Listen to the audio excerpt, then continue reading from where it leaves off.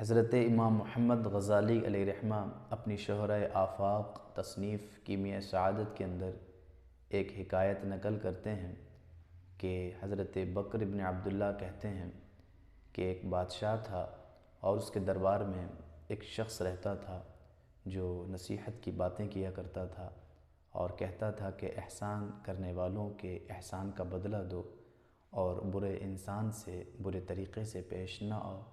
یہ اس کی نصیحت تھی، لیکن ان نصیحتوں کے ساتھ ساتھ وہ یہ بھی کہتا تھا کہ برے انسان کی برائی کافی ہے اس کو خسارے میں لے جانے کے لیے۔ تو اسی دربار میں ایک شخص تھا جو اس سے حسد کیا کرتا تھا، اس سے بغض رکھتا تھا، اور چونکہ بادشاہ اور اس کے مابین جو تعلق تھا، جو قرب تھا، وہ اسے برداشت نہیں ہوتا تھا۔ حتی الامکان وہ کوشش کرتا تھا کہ اس صورت سے میں ان دونوں کے درمیان جدائی ڈلوا دوں، چونکہ یہ بادشاہ کا محبوب بن چکا ہے اور بادشاہ اس کو انعام و اکرام سے نواز رہا ہے، اس کا ایک مقام بن چکا ہے دربار کے اندر۔ حتی الامکان وہ حاسد منصوبے بنانے لگا۔ ایک دن اس نے کیا کیا، بادشاہ کے قریب آ کر کے کہا، بادشاہ یہ جو شخص ہے آپ جس کی باتیں سنتے ہیں یہ آپ کے تعلق سے بڑی بدگمانیاں رکھتا ہے اور کہتا ہے کہ آپ گندہ دہن ہیں، یعنی آپ کے دہن سے بو آتی ہے، اس طرح کی باتیں کرتا ہے۔ بادشاہ نے کہا اچھا۔ تو یہاں اس نے یہ سازش اور یہ منصوبہ بنایا، بادشاہ کو بہکایا، گمراہ کیا، اور ادھر اس شخص کی اپنے گھر میں دعوت کی، وہ لے گیا گھر اور زیادہ لہسن ڈلا ہوا کھانا اس کو کھلایا، اور جب وہ حسب معمول بادشاہ کے دربار میں پہنچا تو بادشاہ نے اسے بلایا، اور بلانے کے بعد جب وہ بادشاہ کے قریب پہنچا تو اس نے اپنے منہ پر ہاتھ رکھ لیا۔ بادشاہ سمجھ گیا کہ وہ جو شخص جس نے مجھ سے کہا تھا یہ شخص میرے تعلق سے بدگمانیاں کرتا ہے، اس کی بات بالکل درست ہے۔ چنانچہ بادشاہ کی عادت تھی جب بھی کسی کو سزا دینی ہوتی یا کسی کو انعام اکرام سے نوازنا ہوتا تو بادشاہ اپنے قلم سے ایک تحریر لکھ دیتا اور دربار کے عامل کو وہ تحریر پہنچائی جاتی اسی شخص کے ذریعے سے، اور وہ پڑھ کر کے اس کو اگر سزا دینی ہوتی تو سزا دے دیتا، اور اگر کوئی انعام دینا ہوتا بقول بادشاہ کے تو وہ اسے انعام و اکرام سے نواز دیتا۔ یہ عامل کا معمول رہتا تھا۔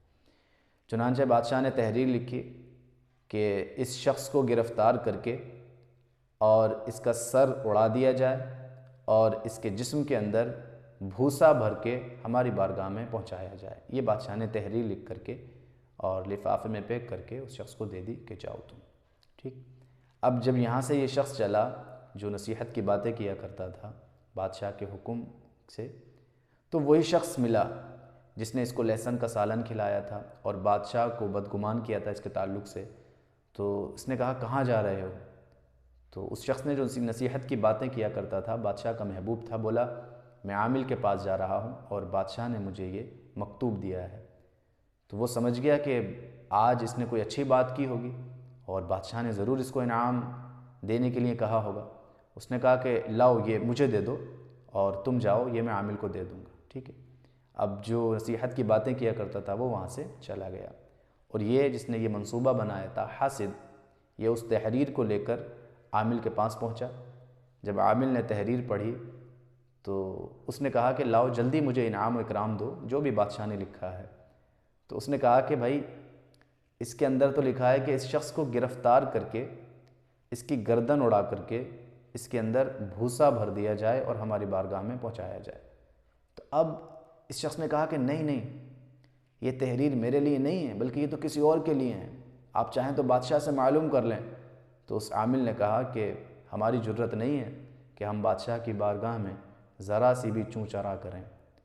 تو عامل نے کیا کیا، اس تحریر پر عمل کیا اور اس شخص کی گردن اڑا دی اور بھوسا بھروا کر بادشاہ کے دربار میں پہنچا دیا۔ لیکن اس شخص کے پہنچنے سے پہلے وہ جو نصیحت کی باتیں کیا کرتا تھا وہ شخص بادشاہ کے دربار میں پہنچا اور کہا کہ تم یہاں کیسے، اور اس تحریر کا کیا ہوا؟ تو کہا حضور وہ تحریر تو اس شخص نے لے لی۔ تو کہا کہ وہ شخص، اس نے تو تمہارے حقیقت مجھے بتائی تھی کہ تم میرے ساتھ بدگمانی رکھتے ہو اور تم کہتے ہو کہ میں گندہ دہن ہوں۔ تو اس شخص نے کہا نہیں بادشاہ ایسی بات نہیں ہے، میں تو ایسا نہیں سوچتا۔ تو کہا پھر تم نے اپنے منہ پر ہاتھ کیوں رکھا جب میرے قریب آئے؟ تو کہا حضور اس لیے کہ اس شخص نے مجھے لہسن ڈلا ہوا کھانا بہت زیادہ کھلا دیا تھا، اور میں نہیں چاہتا کہ اس کی بو سے آپ کو بیداری ہو، آپ بیدار ہوں، آپ کو دقت ہو۔ تو بادشاہ نے کہا کہ تم اپنی نصیحتوں میں جو ایک بات کہتے ہو کہ انسان کی برائی کافی ہے، اس کو خسارے میں لے جانے کے لیے اس کے اندر جو عیب ہوتا ہے وہی کافی ہوتا ہے، یہ بات حقیقت ہے۔ تو سامعین اکرام، اس حکایت سے ہمیں یہ نصیحت اور یہ حکایت ہمیں یہ پیغام دیتی ہے کہ کسی سے بھی ہمیں حسد نہیں کرنا چاہیے، بلکہ اللہ رب العزت سے یہ دعا کرنی چاہیے کہ اللہ رب العزت ہم سب کو حسد جیسی بیماری سے اور حسد جیسے برے فعل سے محفوظ و مامون فرمائے۔ استغفر اللہ ربی من کل ذنب واتوب الیہ وما علینا الا البلاغ۔ السلام علیکم ورحمۃ اللہ وبرکاتہ۔